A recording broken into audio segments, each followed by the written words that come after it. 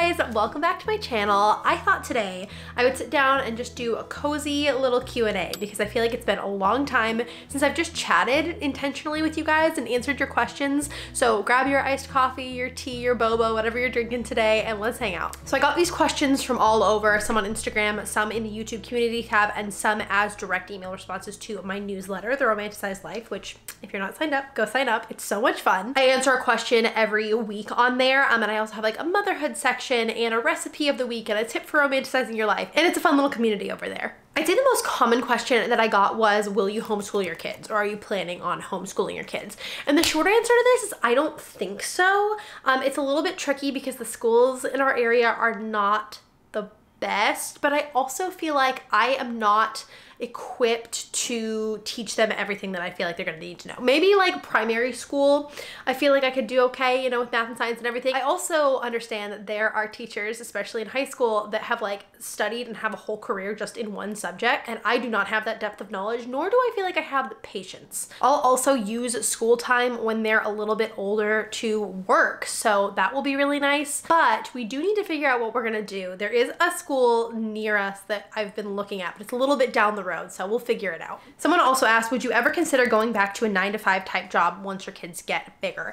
No. You could not pay me enough to go back to a 9-to-5. What I do anticipate is working a lot more when my kids get bigger, but I think that I am meant to be like doing my own thing. I don't want to say entrepreneur because that feels a little like haughty or like hoity-toity, but I think that pursuing creative endeavors and marketing are always going to be the intersection of my interests. Every career I've ever wanted to do is kind of in that.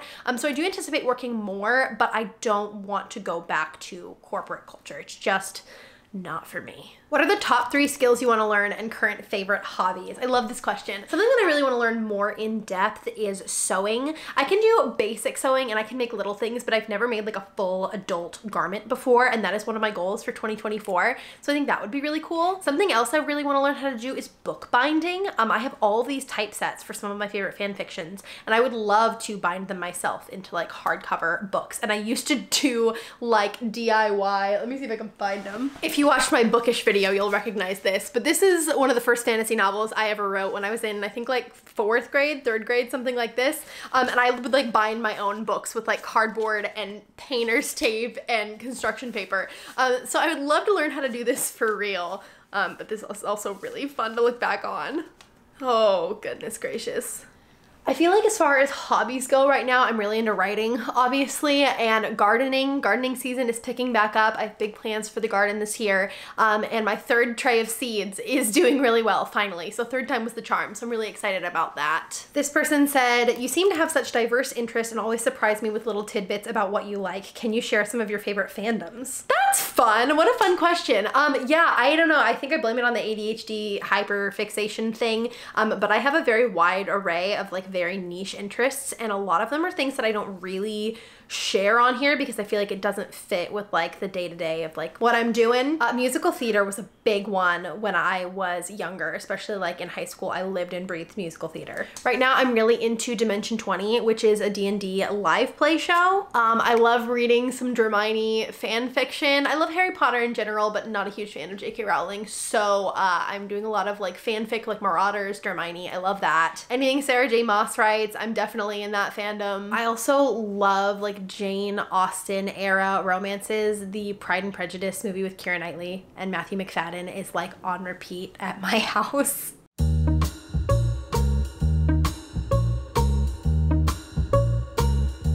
The first NaNoWriMo novel I actually wrote was like a Georgian era romance, and I'm sure it's really bad. I actually have the file and I'm not brave enough to open it, but I love that as well. I also like cosplay. I like to cosplay my favorite book characters and like go to Ren Fair. I think that's really fun. Miyazaki movies. I feel like I've mentioned quite a few times on here how much I love like Howl's Moving Castle and Kiki's Delivery Service and Arrietty. Yeah, I don't know. I just feel like it's kind of everywhere. Can you share your mindset around motherhood? You seem so joyful around your kids. Thank you. I try to be. I am not perfect at it. There are definitely moments where I lose my... I'm very nostalgic for the present, if that makes any sense. And if you're a mom, I feel like it will, where I know that these are the times that I'm gonna look back on in my life as like the best time in my life. And so I try to look at it through that lens. And this is a tip I shared in my newsletter a few weeks ago, but one thing that I really love doing in motherhood is like telling myself a story to romanticize my life. And what that basically looks like is, say we went to the grocery store in the morning, we went to the library, then we came home and played in the backyard. Like that's the bullet points of our day. But I might tell myself a story that sounds something more like, I got to go shopping with my 2 toddlers and my sweet little 3-year-old son picked me out flowers at the grocery store and I just love his heart and his joy. And after that, I got to share one of my favorite things in the world, reading with my kids, and we snuggled up on the chairs of the library and I read them picture books, and we came home and we played in the garden. We got to observe nature, and watching my daughter learn new things about earthworms was so cool and really changed my perspective, you know, etc. That's, you know, waxing a bit poetic, but that's the whole point. It's like you tell yourself the story as if you were writing it down in like a 2015 Tumblr post. You know what I mean? If you had 2 boys, would you have tried for a third to try for a girl? That is hard to say. I feel like, honestly, it's probably a big possibility. I do feel like there was a part of me that just knew Juniper needed to be in our family, and I just felt like there was this little girl soul just waiting for us out there. So I think that if we had had 2 boys, I would be more likely to have a third. But I also would have loved being a boy mom. That would have been super cool. I don't know. It's hard to say. I definitely wanted a girl, so I'm glad that it worked out the way that it did. What was your inspiration for your book? Totally buying it if you publish. You're so sweet. Thank you.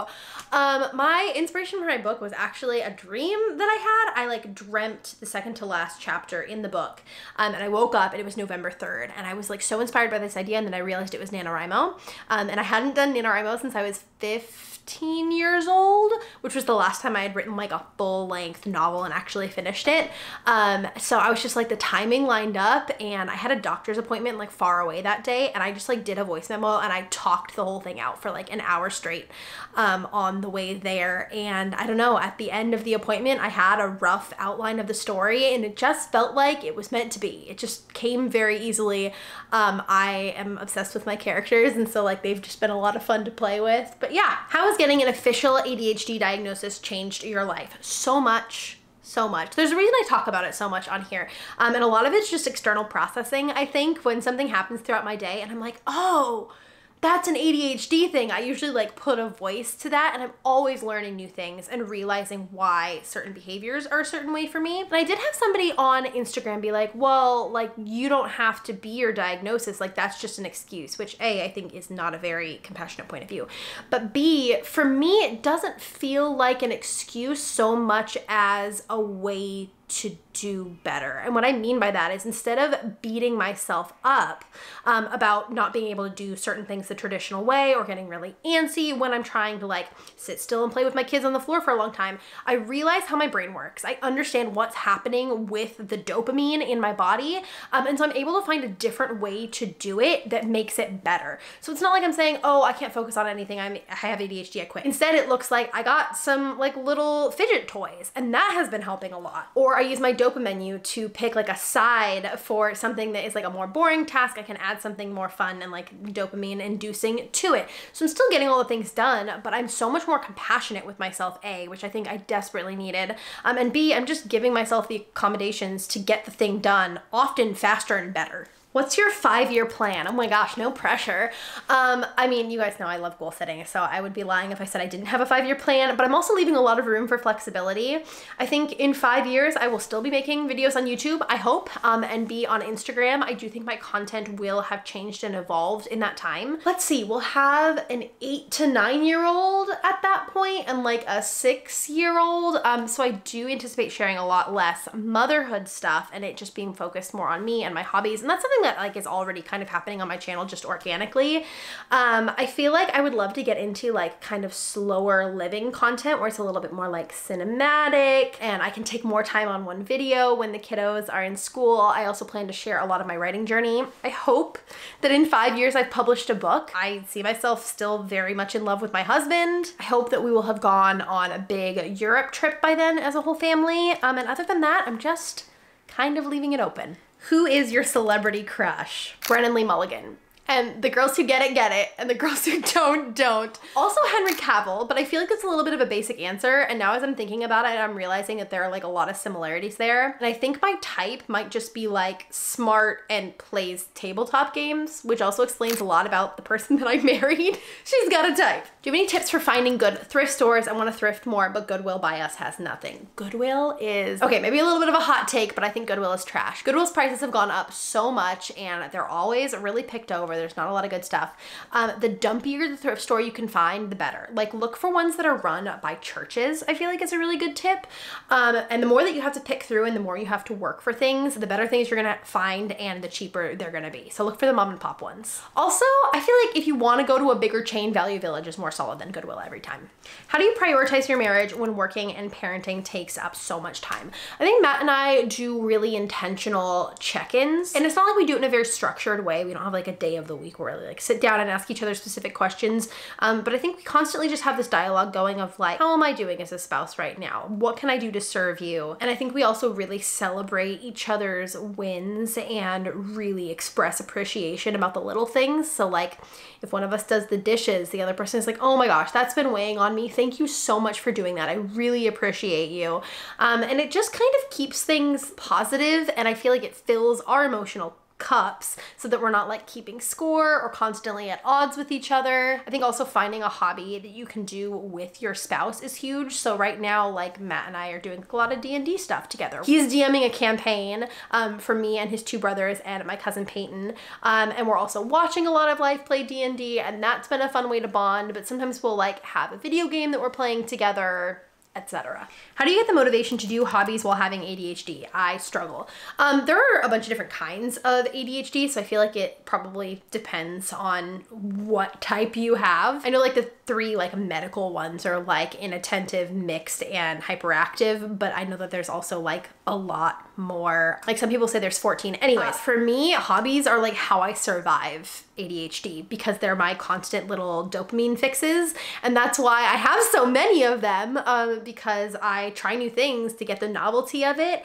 And then I end up usually coming back to them after a while, even after the excitement has faded, then I'll like get excited about it again. And it's just kind of cyclical, but it's been a really cool way to try out new things. But if you don't have that drive and that desire, try to not be super hard on yourself, because it's just like your brain might work a little bit differently than mine, and that's okay. How do you manage to get gardening done with little ones around? This is a good question, especially because I struggled with it in the early years when Rowan was like 1 to 2, so like where Juniper is now. So now he really knows the rules, but she doesn't. I feel like setting really clear boundaries, like ours is you do not step in the garden bed. Seems basic, but it's a kind of a difficult thing to teach. But I also give the kids their own little garden space, so they have their own little bed where they can plant their own seeds and take care of their own stuff, and I don't expect it to produce anything. So while mommy is gardening, they can garden in their little patch, and it keeps them occupied and it helps them to feel involved. It's also a really great teaching opportunity, but they're not digging up my flowers. What's your favorite memory with Matt pre-kids? Oh gosh, okay, there are so many good ones. The one that like pops up in my head first, because I feel like it was a really significant moment in our relationship, was about 2 weeks into dating exclusively. Matt was like, hey, are you free on Saturday? I want to take you somewhere. It's going to take all day and it's going to be a surprise. And I was like, okay. And at the time I was super into Bonnie and Clyde, the musical. Now I can recognize that that was like definitely an ADHD hyperfixation, but I was like super into it. And so we got in the car and we started driving, and we were driving, and then we were driving, and then we were driving. The man took me all the way to Las Vegas, which was like a 4-hour drive because we lived in Southern California at the time, to see the Bonnie and Clyde car, which was displayed at one of the like casinos there, and then drove me back just because he wanted me to see it and he knew it would bring me joy. And I remember being in my dorm bed that night and just like smiling and being like, this is insane to think, but I think that this is the one. I think that this is who I'm gonna marry. And then quickly shutting that thought down and being like, it's way too early for that, but and you know, I guess. Favorite Taylor Swift era? Oh, don't make me choose. I have a fondness for 1989 because I feel like that's when I became less of a casual listener and more of like a big fan. That's also when Matt and I went to the Taylor Swift Museum in LA, and that was really cool. I also love Folklore just because it's a vibe. And I love Red because I related a lot to Red during the period of my life when I was listening to it. So there's my top 3. Don't make me choose between them because they are all my favorite. What company did you publish your draft book with? Love the binding. I used lulu.com, and I wanted to answer this because I got so many questions on it. But it was so fun and it like looks so legit. I'll like insert a clip here. What were you like as a child compared to your own kids? That's a good question. I was a very early talker.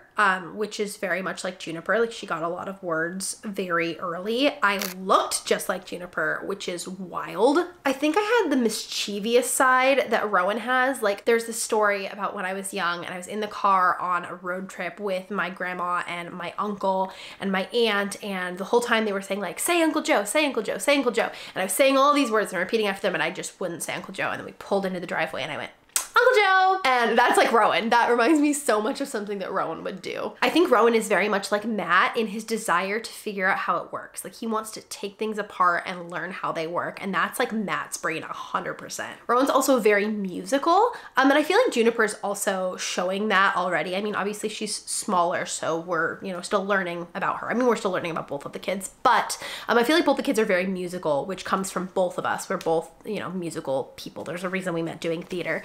So that's been fun to see too. Any house projects coming up? I would love to do a built-in dining bench with storage for board games in like the breakfast nook area. So I feel like that's the next thing that I want to tackle.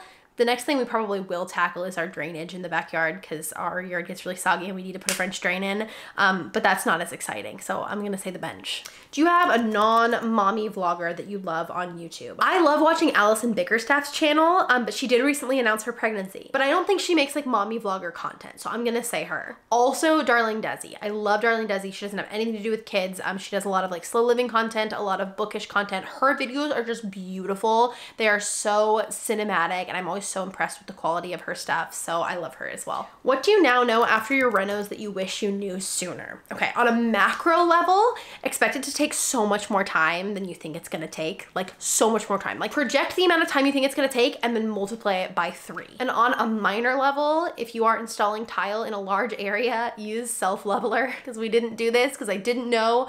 And the floor looks good when you look at it, but then when you walk on it, it's a little, you know, so use self-leveler if you're tiling a large area. Meg or Megan? Okay, so this one came from Instagram because I did change my username over there from Megan E. Acuna to meg.acuna. And the reason I did that was more of like an Instagram issue. My old username was glitching and people couldn't find me in search. But I also took it as an opportunity because I've never loved the name Megan. It kind of feels like the Karen of the 90s to me, but I do love Meg, specifically because of Little Women.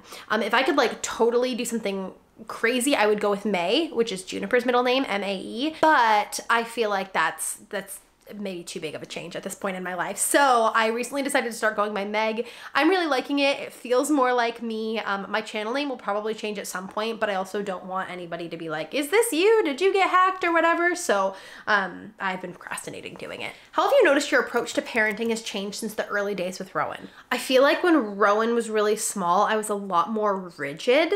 I was very into like the schedules and following the rules and doing everything by the book. And as most people do when they have a second child, I've loosened up a lot and I found the gray area and the wiggle room. I put a lot less pressure on myself, and I think I blame myself less when like certain developmental things or sleep things are not like going the way they should based on like the baby books. Juniper was a much easier baby, but I also think that part of that might be that I just like wasn't white knuckling it as hard with her. What's your favorite children's author or series? If we're talking like little kids, like my children right now, I love Tabitha Page, who does the Our Little Adventures books, and then she recently came out with like some like vocab books.